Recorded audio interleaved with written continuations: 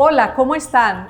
Este es el programa en el que entrevistamos a los candidatos a la gobernación de Antioquia, porque nos interesa saber quiénes son, qué piensan, qué hacen, qué han hecho, qué resultados han obtenido en la vida, porque a veces las propuestas son importantes, pero a veces terminan pareciéndose todas y lo que importa es saber si la persona que las está proponiendo suele hacerla realidad o no. Por eso tenemos hoy aquí a Andrés Julián Rendón, candidato a la gobernación de Antioquia por el Centro Democrático, quien nos va a contar un poco de su vida. ¿Usted de dónde es, dónde estudió, cuándo se metió a la política? Pues María, muchas gracias.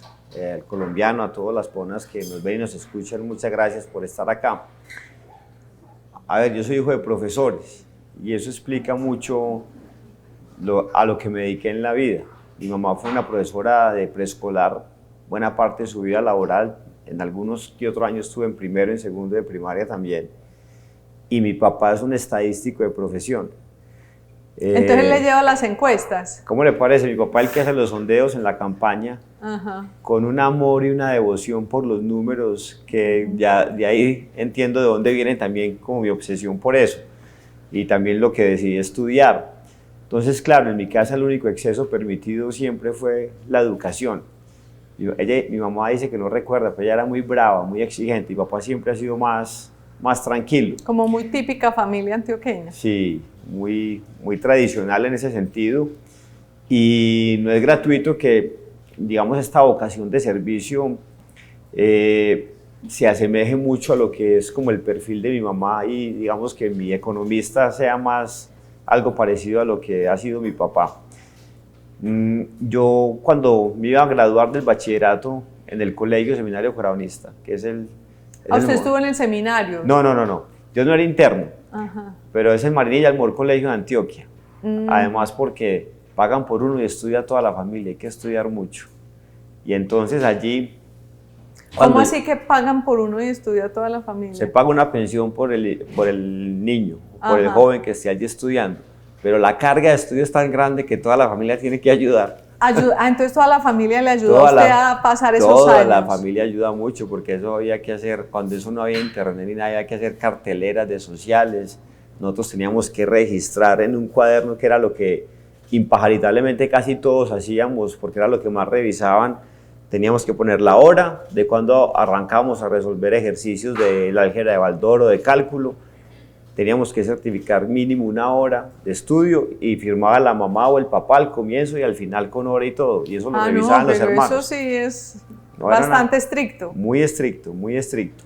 Pero fíjese, Luz María, que yo arranqué queriendo ser piloto. Yo cuando me fui de intercambio, porque mis papás me dieron esa posibilidad, yo quería ser piloto. Me fui a hacer un año de intercambio estudiantil en Canadá. Y allí un profesor me dijo que la mejor forma de yo perfeccionar el idioma, realmente aprenderlo, era escribiendo. Entonces, prácticamente me obligó a guardar un diario, una costumbre que todavía preservo. Y él me revisaba todo lo que yo escribía. Y en ese momento en el país estábamos en el proceso 8000.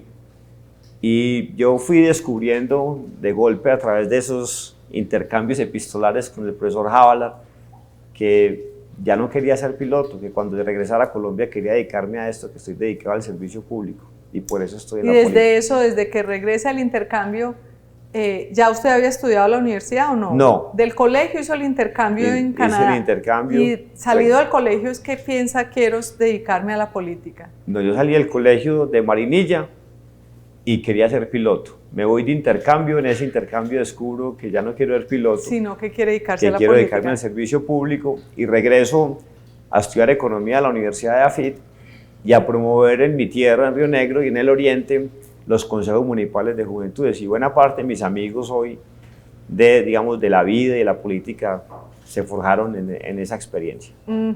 Y luego se convierte, entonces no se dedicó a la economía, sino que desde siempre ha estado en temas políticos. Pues me hice elegir estudiando economía, concejal de Río Negro hace mucho tiempo, más de 20 años. Y entonces siempre he estado como en una situación donde mis compañeros de economía me decían, hombre, es que Andrés Julián es muy político. Y los políticos del oriente me decían, es que Andrés Julián es muy técnico. Yo amo la economía, me gusta mucho la disciplina, creo que me da una intuición, digamos, para el análisis y para la capacidad de entender muy rápidamente cifras y contextos que no sé si otra disciplina me hubiera permitido eso. Si yo tuviera que volver a escoger, volvería a estudiar economía. Después hice una maestría en economía en los Andes. Previamente, cuando me gradué del pregrado, hice una especialización en EAFIT, regulación económica, y luego ya hice una cosa en administración pública. Entonces siempre he tenido, y los trabajos que tuve, por ejemplo, en el Ministerio de Hacienda, Agricultura, fueron muy técnicos, y yo fui profesor e investigador de tiempo completo en la Escuela de Economía en EAFIT, y hacía papers, y investigaba, y publicaba, y toda la cosa. Entonces, nunca he dejado al lado la economía. ¿Y en qué momento se convierte? Porque su gran cargo público o su gran momento profesional ha sido ser alcalde de Río Negro. Antes de eso había sido secretario de gobierno, secretario de gobierno entre el 2008 y el 2011, y ahí me voy 3 años a ser profesor en la Universidad de AFIT. Fue muy curioso porque una vez estaba yo en el ascensor de la gobernación y me encontré con el rector de ese entonces, el doctor Juan Luis Mejía, en el ascensor. Y ya estábamos terminando el mandato y él me dijo: Andrés Julián, ¿usted qué se va a poner a hacer? Y yo, por molestarlo, le dije: yo me voy a ir a trabajar a la Universidad de AFIT. Y me dijo: bueno, ya lo espero. Y justamente comenzando enero recibo una llamada de él, enero del 2012, y me dice: bueno, aquí lo estoy esperando. Entonces voy, hablo con él, y me dice: hombre, yo quisiera que nos ayudaras a montar aquí un programa de formación avanzada en gobierno. Entonces comencé a trabajar lo que hoy es una maestría muy exitosa, la creamos en ese entonces con otros compañeros allí, que es la maestría en gobierno y políticas públicas. Y aterricé inicialmente a la Escuela de Humanidades y después decidí pasarme a la Escuela de Economía. Y estando allá en Río Negros, nos juntamos varios amigos porque nunca hemos dejado de pensar en lo público, y dijimos: hombre, en Río Negro hay que hacer algo. Río Negro lleva un estancamiento que no es compatible con sus posibilidades de progreso, muchas necesidades en la gente, y entonces hicimos como una gran coalición. Pero yo pensaba que por digamos, mi ausencia laboral y de estar en la academia, no iba a estar en el sonajero, y empezamos a hacer mediciones y la persona que siempre aparecía en primeros lugares era yo. Entonces ellos decidieron apoyarme a mí, ganamos muy bien, ganamos con el 62% del registro electoral en el 2015 la alcaldía. Una cantidad de votos. Sí, señor. Y la alcaldía, como si le preguntan a usted qué hizo en la alcaldía, ¿qué tiene para contarle a la gente? ¿Qué logros tiene? Luz María, pues hay unos muy evidentes, porque las obras físicas saltan a la vista. Entonces nosotros pavimentamos 30 kilómetros de dobles calzadas, con andenes, con ciclorrutas. El 70% de las vías veredales las dejamos pavimentadas, que yo diría que Río Negro y tal vez Envigado son los únicos municipios de Colombia que tienen casi la totalidad de sus vías rurales principales pavimentadas. Hicimos 10 CDIs cuando habíamos encontrado 1, hicimos 12 unidades deportivas cuando habíamos encontrado 2, 70 gimnasios al aire libre cuando habíamos encontrado 4. Pero realmente a mí lo que más me llena de orgullo fue el trabajo que hicimos en favor de la primera infancia, que fue un trabajo que nos ayudó a forjar mucho Susana, mi esposa. Eso es la inversión social más importante que pueda tomar lugar en un ser humano. Te cuento muy rápidamente que cuando yo estudiaba economía fui con mucha ilusión a escuchar una vez a James Heckman, que es un premio Nobel de Economía, a Bogotá, por los temas de empleo. Y casi me salgo a mitad de conferencia porque el señor no estaba hablando de empleo, estaba hablando de la inversión en primera infancia. Después comprendí lo relevante que es eso en la trayectoria laboral de los seres humanos. Entonces, hoy además comprendo que es muy importante, no solo por los niños, sino por las mujeres, porque a las mujeres hay que liberarles horas de cuidado, y la primera infancia es una inversión muy importante en eso, extender la jornada, tener sitios para el cuidado de los mayores, de los enfermos, de las personas en situación de discapacidad, le permite a las mujeres tener autonomía económica, meterse plática ganada por su propia cuenta al bolsillo, y cuando eso pasa se liberan de las espirales de violencia a las que las someten muchos atarbanes a ellas y a sus hijos. Pero en ese paso también por la alcaldía, pues hay algunas, ¿qué diría yo? Como algunas polémicas. Por ejemplo, una de ellas el tema de la valorización. Hubo como gente descontenta con lo de la valorización e incluso hay algunas pues denuncias no oficiales, pero denuncias que nos han llegado al periódico de como si les hubieran rebajado la valorización a personas con más capacidad de pagarla, pero como que protestaron y se les bajaron la valorización. ¿Qué fue lo que pasó con ello? Nosotros derramamos una contribución de 450.000 millones de pesos de valorización. Es una cantidad de plata para los números de habitantes de Río Negro, era muy alto el pago, ¿no? Así es, y aun cuando podíamos haber derramado una de casi el doble, pero nos quedamos con la de 450.000 millones. Y los proyectos que se emprendieron en ese entonces de 30 kilómetros de dobles calzadas con andenes y ciclorrutas tenían un valor cercano a los 700.000 millones, el resto lo puso el municipio con recursos propios y con crédito. Nosotros en todo el manejo tributario de Río Negro, incluyendo el predial, industria y comercio y por supuesto valorización, siempre nos guiamos por dos principios. Primero, el principio de la justicia tributaria. Esto es, el que tiene mucho, mucho paga, el que poco nada tiene, poco nada paga. Y el segundo, más que un principio, es un dicho muy propio de los gringos. Los gringos dicen el negocio está en el volumen. Cuando usted aterriza eso al tema tributario, lo que quiere decir es que es mejor que tengamos un gran número de contribuyentes que paguen así sea muy poco, a que tengamos la carga tributaria solo soportada sobre los hombros de los mismos. Le cobró mucho a algunas personas con capacidad adquisitiva. Nosotros lo que hicimos fue excluir del pago de valorización a las personas que pertenecían a los estratos 1, 2, 3 y 4, siempre y cuando habitaran su propiedad. También excluimos el pago a los pequeños y medianos productores agropecuarios, a los protectores de bosque. ¿Quiénes pagaron la valorización en Río Negro? Las personas más pudientes. Incluso a muchos les salió gratis el proceso, le voy a explicar por qué. Porque dentro de esa inversión de casi 700.000 millones de pesos, más de 200.000 millones de pesos en su momento, eso creció después, entiendo, era la compra de predios. Entonces usted tenía que pagarme a mí 1.000 millones de pesos de valorización, pero yo necesitaba una faja importante de su predio para poder hacer la vía. Y cuando íbamos a mirar el predio por el que yo tenía que pagarle valor comercial, estaba tasado en 900 millones de pesos. Entonces, muchas veces se encontró el contribuyente con que tenía que pagar apenas 100, una décima parte del cobro, o no tenía que pagar mucho. ¿Y cuánto les valorizó aún más? Exacto, le iba a decir, ahí sí el tema de valorización es exacto decir valorización, porque se les valorizó mucho las tierras a todas estas personas. Pero el otro tema es el que ha estado en la paleta pública estos días, el tema de los 2 CAI que construyó, que pues usted ha dicho que muy convenientemente sale en esta época electoral, pero realmente ya lo han llamado a una imputación, ¿no? Ya pronto tiene que ir a una imputación de cargos en la fiscalía, entiendo yo. Cuéntenos un poco qué fue lo que pasó, esos CAI, por qué los construyó, qué fue lo que pasó para que no estuvieran operando como se debía. Luz María, yo construí 2 CAIs primero, uno en el barrio más violento que tenía Río Negro, que es el barrio Cuatro Esquinas. Es un barrio que queda al frente del Club La Macarena, ahí está justo al frente el CAI.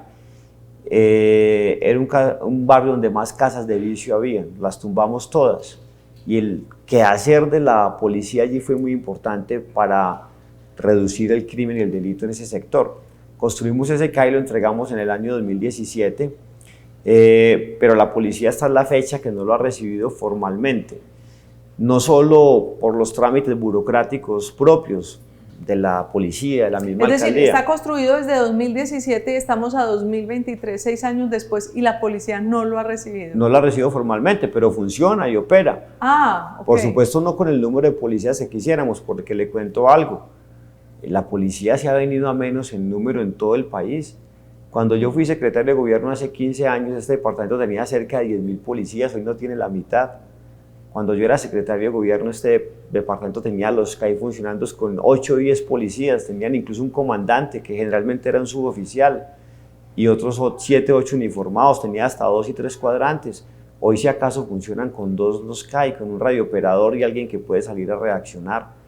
Entonces eso no es un problema, digamos, administrativo, ni que encierre un detrimento patrimonial, es un tema absolutamente asociado a un trámite burocrático de de la policía. ¿Pero qué explicación tiene para que hayan pasado 6 años y la policía no lo haya recibido? Pues le voy a decir una cosa. Cuando yo fui secretario de gobierno, tuve que poner un grupo de profesionales a entregarle formalmente las instalaciones a la fuerza pública que se habían construido desde el gobierno de Uribe. O sea, que se habían construido también 15 años atrás. Y eso realmente pasa, infortunadamente, no debería ser así, pero pasa porque se entregan las obras y se dejan a disposición, pero no se formalizan. Sí. Y en el San Antonio, imagínense que en el segundo CAI fue en San Antonio. El segundo CAI fue en San Antonio. En San Antonio había una subestación de policía. Formalmente las subestaciones solo deben estar donde hay corregimientos. La policía se dio cuenta 20 años después que San Antonio no era un corregimiento, entonces decidió retirar la policía. Justo después de retirar la policía de allí, asesinan a un cura por fletarlo, siendo yo alcalde. Entonces yo me quejo y la respuesta que me da la policía es: haga un CAI. Y entonces yo comienzo a construir el CAI y les pido a ellos un favor: mientras hacemos el CAI, vamos a poner un CAI móvil que teníamos en el municipio, ubicado única exclusivamente en San Antonio. Y ahí estuvo durante 3 años el CAI móvil en el Parque San Antonio, porque el CAI de San Antonio físico lo entregamos el último día de mandato. Es decir, la conclusión es que a usted le van a imputar, la Fiscalía apareció en una imputación además como 3 años después o 4 años después de usted salir, y por 2 CAI que sí están construidos y que están funcionando. Están funcionando y esto es, hombre, lo sacaron como cuando un mago saca de un sombrero artilugios, así sacaron ese proceso, lo inventaron en días, no fue sino aparecer liderando las encuestas para que saliera ese proceso. ¿Usted está diciendo que están utilizando a la Fiscalía políticamente? Hombre, esto es muy curioso y no me cabe duda que por la celeridad con que eso se dio, hay unos operadores judiciales que se han dejado de infiltrar para que eso camine con esta celeridad. Y no sabemos quién es el que los No sabemos, pero ¿O tiene usted alguna pista? No tengo la menor idea, pero no me cabe duda que por la forma en que se dio, hay alguien detrás asusando. Bueno, entonces ahora cuénteles a quienes nos están viendo cuál es su propuesta bandera, qué quiere hacer. Écheles el cuento para ver si de pronto se ven tentados a votar por usted. Pues María, mire, Antioquia tiene que aliviar unos dolores muy grandes que tiene alrededor de la inseguridad, alrededor de la violencia en contra de las mujeres, del hambre. Y ocuparnos de eso no quiere decir que vamos a desatender lo importante. Este departamento tiene que levantar su infraestructura vial, la educativa, conectarse digitalmente, poner a funcionar las unidades hospitalarias. La gente está muriendo en los trayectos hacia Medellín, los del Bajo Cauca y el Urabá hacia Montería. Nosotros necesitamos llevar servicios públicos. En el Bajo Cauca, en el Urabá, en el occidente no hay agua con la permanencia que se requeriría para potenciar esos territorios. Y buena parte de lo importante lo podemos sacar de la mano de Federico. Federico y yo vamos a llevar a Antioquia, a Medellín a otro nivel. ¿Se refiere a Federico Gutiérrez? A Fico Gutiérrez, pues, el candidato a la alcaldía que usted está en alianza con él. El candidato a la alcaldía. ¿Por qué? Porque Antioquia y Medellín hace muchos años no tienen un alcalde, un gobernador que conversen. Y le cuento de dónde nace mi amistad con Federico. Yo era alcalde de Río Negro, él de Medellín, y yo una vez le digo: Federico, nosotros tenemos un problema muy grave en materia de servicios públicos, no tenemos agua potable, tenemos pantano, resolverlo vale $500 millón de pesos, solo es posible con EPM. Y él dice: yo le apuesto a eso. Y EPM hoy ha invertido 450.000 millones de pesos, tenemos ya agua sin color, sin olor y sin sabor, se está construyendo la planta de tratamiento más moderna de América Latina. Recientemente le preguntaba yo: Fico, ¿usted por qué fue tan generoso con Río Negro? Y me decía: hombre, porque es que EPM debió haber hecho esto hace años, no solo en Río Negro, en el occidente, en el Urabá, Bajo Cauca. En lugar, manifestaba él, de haber votado 6 billones de pesos como se votaron en Chile, en Centroamérica. O este alcalde saqueador que infortunadamente tuvo Medellín, que votó 3 billones en Afiña y quería votar otro tanto comprando la AAA. Debimos haber llevado servicios públicos de calidad a las regiones de Antioquia que no lo tienen. Entonces yo tengo la ilusión que con Federico vamos a poner a EPM no solo como un motor de desarrollo de Medellín, sino de Antioquia. Además somos socios en un proyecto muy importante, o seríamos socios, que es el de Hidroituango, tan trascendental para la estabilidad energética del país, pero también para que empiece a botarle plática al departamento que tanto lo necesita. Entonces, esa alianza de Federico es muy poderosa y yo pienso que es lo que marca la diferencia en esta contienda electoral, no solo para ganar con mucha contundencia, sino para gobernar y, como te decía ahorita, llevar a Medellín, Antioquia a otro nivel, porque si a Antioquia le va bien, a Medellín le va mejor. Bueno, no sé si quiere puntualizar alguno otro, porque claro, menciona usted una cantidad de necesidades que hay en Antioquia, pero digamos, si usted tuviera que plantear una en particular en la cual se quiere enfocar, ¿cuál sería? Yo pienso que la seguridad es un valor democrático que primero le quita el miedo a las personas, pero además permite construir unos círculos virtuosos que desatan confianza. La confianza propicia inversión, la inversión permite el aterrizaje de empleos que ponen comida en la mesa de las personas. La gente se pregunta con mucha angustia, ¿y usted cómo va a manejar la seguridad teniendo enfrente un presidente como Petro? Apelando al valor de los soldados y policías acantonados en Antioquia, liderándolos con amor, con determinación, como lo llegó a hacer Uribe cuando fue gobernador, y también le tocó un periodo con un presidente que desdeñaba la seguridad como valor democrático, tal y como acontece hoy. Ahora, no todo lo que pasa en materia de seguridad está mediado por lo que hagan o dejen hacer soldados y policías. Yo, por ejemplo, como alcalde, encontré en tumbar las casas de vicio la mejor herramienta para combatir el microtráfico, y eso mismo voy a hacer en toda Antioquia. Entonces, la seguridad es muy importante, no solo porque nos permitirá volvernos a acostar y a levantar sin miedo, sino porque permite que esta economía vuelva a florecer. Y nosotros necesitamos eso, en medio de la incertidumbre y el odio que le tiene Petro a Antioquia, que es que hay 4 o 5 manifestaciones muy evidentes de ese odio. Entonces, aquí necesitamos ganar. ¿Usted se ha imaginado de pronto levantarse y ser el gobernador de Antioquia y dice, ¿y mañana qué hago con el presidente Gustavo Petro, que es el que maneja las Fuerzas Armadas y de policía prácticamente? Está en un proceso de paz total, que es dialogar con todas las organizaciones armadas y legales. ¿Usted se ha puesto a pensar qué puede ocurrir, que de pronto usted no va a tener manejo de la seguridad? Pero sabe que, Luz María, los soldados y los policías de Colombia son muy profesionales. Así han sido entrenados como los que más para combatir el crimen y el delito.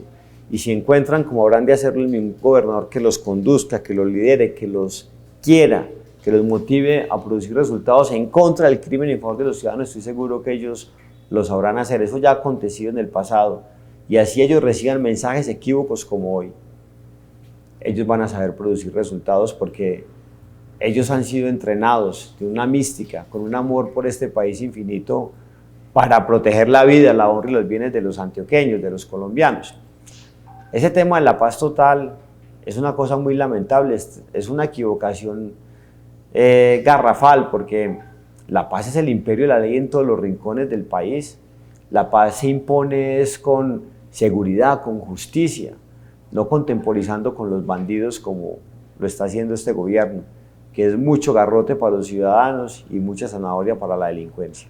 Bueno, ahí está Andrés Julián Rendón, candidato a la gobernación de Antioquia por el Centro Democrático. Muchas gracias por estar con nosotros. A ustedes los invito a ver esta entrevista y también las otras que ya tenemos publicadas tanto en nuestra página web como en nuestro canal de YouTube, para que puedan conocer a estos personajes que se están proponiendo para dirigir los destinos del departamento.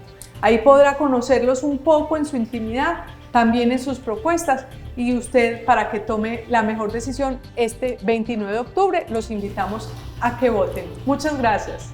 Muchas gracias, Andrés Julián. Muchas gracias, Luz María. Frente a Petro, respetuoso e institucional, pero nunca arrodillado. Bueno, muchas gracias. Hasta luego y que tengan un gran día.